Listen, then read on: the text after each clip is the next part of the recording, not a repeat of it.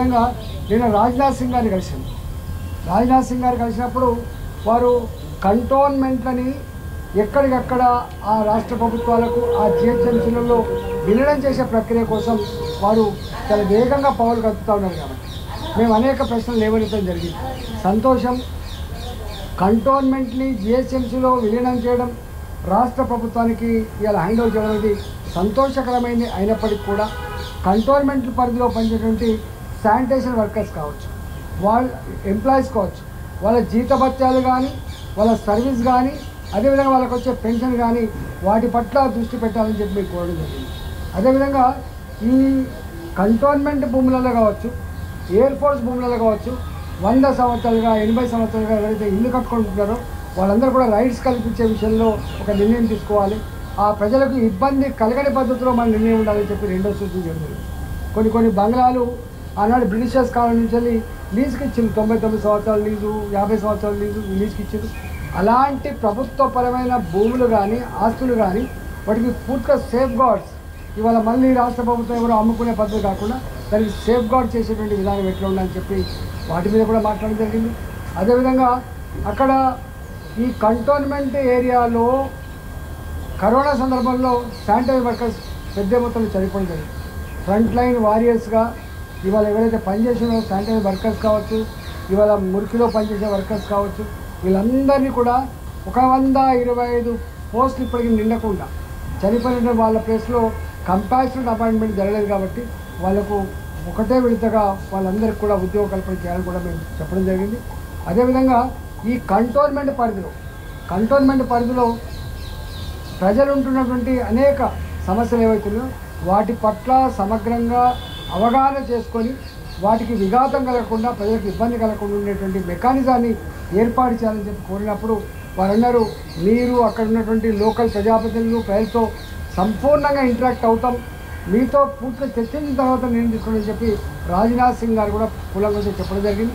రాజ్నాథ్ సింగ్ గారు కావచ్చు, గడ్కరీ గారు కావచ్చు, అదేవిధంగా అర్బన్ డెవలప్మెంట్ మినిస్టర్ ఖట్టర్ గారు కావచ్చు, అదేవిధంగా రైల్వే మినిస్టర్ గారు కావచ్చు, వీళ్ళందరూ కూడా మల్కాజిగిరి పార్లమెంటుని ఇవాళ అన్ని రకాలు అభివృద్ధి చేయడానికి, అన్ని సమస్యల పరిష్కారానికి మా సంపూర్ణ సహకారం ఉంటుందని చెప్పి వారు చెప్పడం జరిగింది.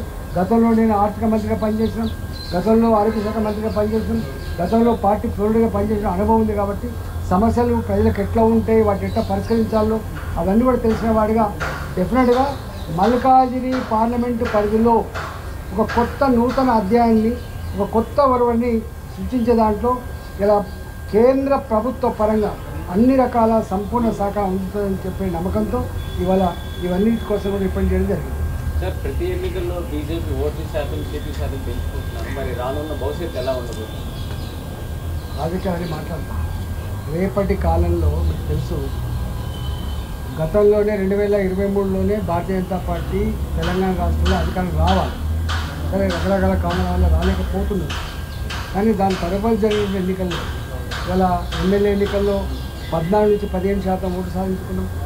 ఈ 6 నెలల కాలంలోనే 14-15% ఉన్నటువంటి Bharatiya Janata party vote bank ఇలా 36% 35% మొత్తం దేశంలో అత్యధికంగా ఓటు షేర్ సాధించుకున్నట్టు ఈ మొత్తం పార్లమెంట్ ఎన్నికల్లో 29 రాష్ట్రాల్లో కేంద్ర ప్రాంతాల్లో ఎక్కడ రానంత గొప్ప ఓటు షేరింగ్ ఈసారి భారతీయ జనతా పార్టీకి వచ్చింది. ఇది దేనికి సంకేతం అంటే రేపటి సర్పంచ్ ఎన్నికలు కావచ్చు, మండల పరిషత్ ఎన్నికలు కావచ్చు, జిల్లా పరిషత్ ఎన్నికలు కావచ్చు, లేదా రేపు ఏ ఎన్నికలు వచ్చినప్పటికీ ఇవాళ ఎమ్మెల్యే ఎన్నికలు, ఎంపీ ఎన్నికలు ఎట్లా కొట్టాడేమో రేపు మున్సిపాలిటీ ఎన్నికలు అట్లే కొట్టాడతాం, రేపు జిహెచ్ఎంసీ ఎన్నికలు అట్లే కొట్టాడతాం, లోకల్ బాడీ ఎన్నికలు కూడా అట్లే కొట్టాడతాం గ్రామాల్లో. కాబట్టి రాబోయే కాలంలో ఎప్పుడు ఎన్నికలు జరిగినా కూడా రాష్ట్రంలో, తెలంగాణ రాష్ట్రంలో ఏర్పడబోయే ప్రభుత్వం భాజపా ఇవాళ సంపూర్ణంగా బీజేపీతో.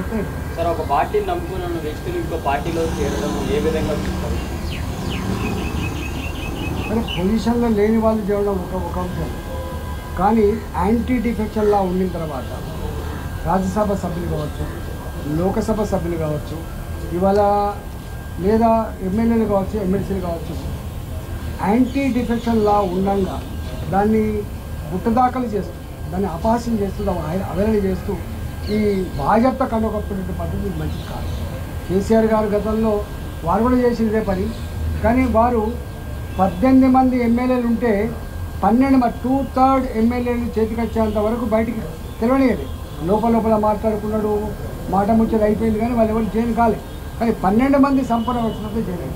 కానీ ఇక్కడ కాంగ్రెస్ పార్టీ 39 మంది ఎమ్మెల్యేలు ఉన్నటువంటి టీఆర్ఎస్ పార్టీలో 26 మంది వస్తేనే ఇవాళ యాంటీ డిఫెక్షన్లా అట్రాక్ట్ కాదు. కానీ ఏ ఎమ్మెల్యేకి ఆ ఎమ్మెల్యేని కనుగప్పి ఇప్పటికే 5 మందిలో 6 మంది తీసుకున్నారు. అంటే బరిదగించిన పని అంటూ చట్టం ఏం చేస్తుంది? స్పీకర్ మా వాళ్ళే ఉన్నారు, మా స్పీకర్ ఉండగా మీ సభ్యతలు పోవాలని మాట చెప్తున్నారు. ఇది మంచిది కాదు. డెఫినెట్గా చట్టం సుప్రీంకోర్టు ఉంటుంది, హైకోర్టు ఉంటుంది. ఈ బరిదగించి యాంటీ డిఫెక్షన్ లా ఉండగా కూడా ఇట్లాంటి చర్యలు చేపడితే చట్టం తప్పకుండా దాన్ని పని చేస్తానని విశ్వాసం ఉంది. ఈ పద్ధతి మంచిది కాదు. సార్, ఫైనల్గా తెలంగాణ బీజేపీ అధ్యక్షుల రేస్లో మీరు ఉన్నారా? మా పార్టీ గట్లా నేనున్నానా ఇంకో ఆయన ఉన్నానంటే మా పార్టీ ఎవరిని ఎప్పుడు ఎక్కడ పెట్టానో, ఏ హోదా కల్పించాలి, ఏ బాధ్యత అదంతా మా హైకమాండ్